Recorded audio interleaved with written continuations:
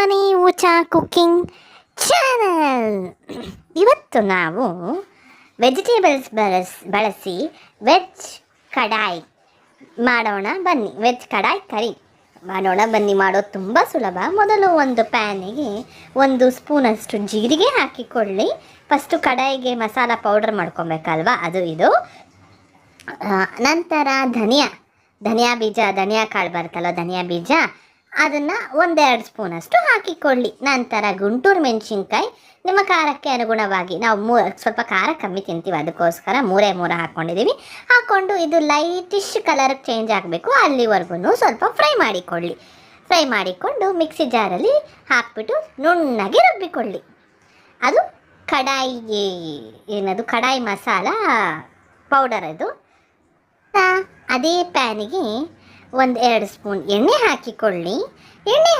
ಎಣ್ಣೆ ಕಾದ ನಂತರ ನಾವು ಇದಕ್ಕೆ ಈ ಕಡಾಯಿ ವೆಜ್ ಗ್ರೇವಿಗೆ ಕ್ಯಾಪ್ಸಿಕಮ್ ಆಮೇಲೆ ಎಲೆಕೋಸು, ಕ್ಯಾರೆಟ್ಟು, ಬೀನ್ಸ್ ಇದ್ದರೆ ಬೀನ್ಸ್ ಹಾಕ್ಕೊಳ್ಬೋದು, ಆಲೂಗಡ್ಡೆ, ಈ ಥರ ಸಣ್ಣಕ್ಕೆ ಸ್ವಲ್ಪ ದಪ್ಪಕ್ಕೆ ಮೀಡಿಯಮ್ ಸೈಜ್ಗೆ ಹೆಚ್ಕೊಂಡು ಹಾಕ್ಕೊಂಡಿದ್ದೀವಿ. ಅದೆಲ್ಲ ಸ್ವಲ್ಪ ಆಯಿಲಲ್ಲಿ ಫ್ರೈ ಆಗಬೇಕು. ಆಯಿಲಲ್ಲಿ ಫ್ರೈ ಆದರೆ ತುಂಬ ರುಚಿಯಾಗಿರುತ್ತೆ, ಅದಕ್ಕೋಸ್ಕರ ಅಷ್ಟೇ. ಒಂದು ಸತಿ ಆಯಿಲಲ್ಲೆಲ್ಲ ಫ್ರೈ ಮಾಡಿಬಿಟ್ಟು ರುಚಿಗೆ ತಕ್ಕಷ್ಟು ಉಪ್ಪು ಹಾಕಿಕೊಂಡು ಆಯಿಲಲ್ಲೆಲ್ಲ ಫ್ರೈ ಮಾಡಿಬಿಟ್ಟು ಆ ಸೈಡ್ಗೆ ಎತ್ತಿಟ್ಕೊಳ್ಳಿ. ಸ್ವಲ್ಪ 1 ಟೀ ಸ್ಪೂನಷ್ಟು ಅರಿಶಿನ ಹಾಕ್ಕೊಂಡು ಫ್ರೈ ಮಾಡಿಕೊಂಡು ಸೈಡ್ಗೆ ಎತ್ತಿಟ್ಟುಕೊಳ್ಳಿ. ನಂತರ ಅದೇ ಪ್ಯಾನಿಗೆ 1-2 ಸ್ಪೂನ್ ಎಣ್ಣೆ ಹಾಕಿಕೊಳ್ಳಿ.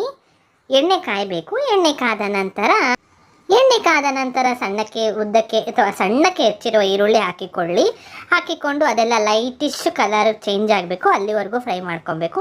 ನಂತರ 1-2 ಗುಂಟೂರು ಮೆಣಸಿನ್ಕಾಯಿ ಹಾಕ್ಕೊಂಡು ಅದನ್ನು ಅಷ್ಟೇ ಚೆನ್ನಾಗಿ ಫ್ರೈ ಆಗಬೇಕು. ಈರುಳ್ಳಿ ಎಲ್ಲನೂ ಚೆನ್ನಾಗಿ ಫ್ರೈ ಆಗೋವರೆಗೂ, ಲೈಟ್ ಗೋಲ್ಡಿಶ್ ಬ್ರೌನ್ ಬರೋವರೆಗೂ ಚೆನ್ನಾಗಿ ಫ್ರೈ ಮಾಡಿಕೊಳ್ಳಿ. ನಂತರ ಇದಕ್ಕೆ ಜಿಂಜರ್ ಗಾರ್ಲಿಕ್ ಪೇಸ್ಟ್ 1 ಸ್ಪೂನಷ್ಟು ಹಾಕಿಕೊಳ್ಳಿ. ಇದಂತೂ ಚಪಾತಿಗೆ, ಪೂರಿಗೆ, ಅಕ್ಕಿ ರೊಟ್ಟಿಗೆ ತುಂಬಾ ಚೆನ್ನಾಗಿರುತ್ತೆ. ಒಂದ್ಸತಿ ಟ್ರೈ ಮಾಡಿ ನೋಡಿ. ಇದನ್ನು ತಿಂದರೆ ನೀವು ರೆಸ್ಟೋರೆಂಟಲ್ಲಿ ತಿನ್ನೋ ಥರನೇ ಇರುತ್ತೆ ಅದು.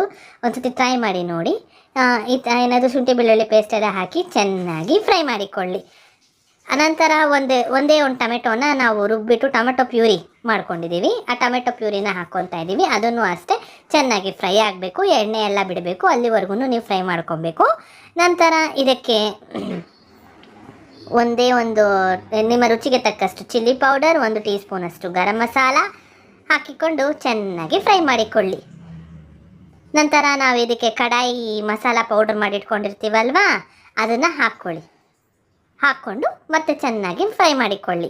ನಂತರ ಇದೆಲ್ಲ ಚೆನ್ನಾಗಿ ಸ್ವಲ್ಪ ಫ್ರೈ ಆದ ನಂತರ ನಾವು ಅದೇ ವೆಜಿಟೇಬಲ್ಸ್ನೆಲ್ಲ ಕಟ್ ಮಾಡಿಬಿಟ್ಟು ಹಾಕಿರ್ತೀವಲ್ವಾ, ಅದನ್ನು ಇದಕ್ಕೆ ಹಾಕಿಬಿಟ್ಟು ಸ್ವಲ್ಪ ನೀರು, ನಿಮಗೆ ಎಷ್ಟು ಕನ್ಸಿಸ್ಟೆನ್ಸಿ ಬೇಕು ಗ್ರೇವಿ ಅಷ್ಟು ಕನ್ಸಿಸ್ಟೆನ್ಸಿಗೆ ನೀರು ಇಟ್ಬಿಟ್ಟು ಚೆನ್ನಾಗಿ ಮಸಾಲನಲ್ಲೇ ಎಲ್ಲನೂ ಚೆನ್ನಾಗಿ ಬೇಯಲು ಬಿಡಿ. ತರಕಾರಿ ಎಲ್ಲನೂ ಇವಾಗಲೇ ಬೇಯೋದು, ನಾವು ನೀರು ಹಾಕಿದಾಗಲೇ ಬೇಯೋದು. ಮಸಾಲ ಎಲ್ಲ ಹಿಡಿಯುತ್ತೆ ಒಂದೇ ಸತಿ. ನೀವು ಎಣ್ಣೆ ಎಲ್ಲ ಚೆನ್ನಾಗಿ ಮೇಲೆ ಬರೋವರೆಗೂ, ತೇಲೋವರೆಗೂ ನೀವು ಚೆನ್ನಾಗಿ ಬೇಯಿಸಿದ್ರೆ ರುಚಿ ಅಂತೂ ತುಂಬಾ ಚೆನ್ನಾಗಿರುತ್ತೆ. ಸೇಮ್ ರೆಸ್ಟೋರೆಂಟ್ ಸ್ಟೈಲಲ್ಲೇ ಇರುತ್ತೆ. ನಿಮಗೆ ಈ ಫ್ರೆಶ್ ಕ್ರೀಮ್ ಏನಾದರೂ ಇತ್ತು ಅಂದರೆ ಅದನ್ನು ಹಾಕ್ಕೊಳ್ಬೋದು. ಫ್ರೆಶ್ ಕ್ರೀಮ್ ಇರಲಿಲ್ಲ, ಅದಕ್ಕೋಸ್ಕರ ನಾವು ಹಾಕಲಿಲ್ಲ. ಈ ಟೈಮ್ ಲಾಸ್ಟ್ ಇನ್ನೇನು ನಾವು ಇಳಿಸೋವಾಗ ಫ್ರೆಶ್ ಕ್ರೀಮ್ ಹಾಕ್ಕೊಂಡ್ರೆ ಇನ್ನೂ ರುಚಿ ಚೆನ್ನಾಗಿರುತ್ತೆ. ನಂತರ ಇದು ಕೊತ್ತಂಬರಿ ಸೊಪ್ಪು ಒಂಚೂರು ಕಟ್ ಮಾಡಿಬಿಟ್ಟು ಸುಮ್ಮನೆ ಗಾರ್ನಿಷ್ಗೆ ಹಾಕ್ಕೊಂಡಿದ್ದೀವಿ. ನೋಡಿ, ಈ ಥರ ಚೆನ್ನಾಗಿ ಬೇಯಬೇಕು. ಇವಾಗ ಸ್ಟವ್ ಆಫ್ ಮಾಡಿಕೊಂಡು ಈ ಟೈಮಲ್ಲಿ ನೀವು ಫ್ರೆಶ್ ಕ್ರೀಮ್ ಹಾಕ್ಕೊಬೇಕು. ಫ್ರೆಶ್ ಕ್ರೀಮ್ ಹಾಕ್ಕೊಳ್ಳೋಂಗಿದ್ರೆ ಅಷ್ಟೇ, ವೆಜಿಟೇಬಲ್ ಕಡಾಯಿ ಕರಿ ಸವಿಯಲು ಸಿದ್ಧ. ನಿಮಗೆ ನಮ್ಮ ಚಾನಲ್ ಇಷ್ಟವಾದಲ್ಲಿ ಪ್ಲೀಸ್ ಲೈಕ್, ಶೇರ್, ಸಬ್ಸ್ಕ್ರೈಬ್ ಮಾಡಲು ಮರೆಯಬೇಡಿ.